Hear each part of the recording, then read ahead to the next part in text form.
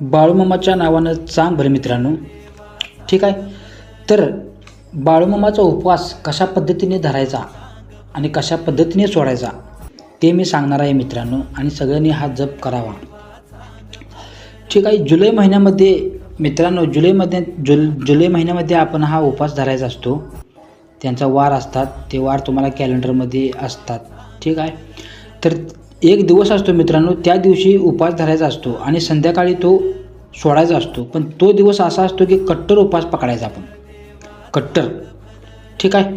त्यानंतर 7 दिवसांनी आदमापूर मंदिरामध्ये प्रसाद घेऊन उपवास सोडायचा किंवा आपापल्या घरामध्ये सोडला तरी चालतो.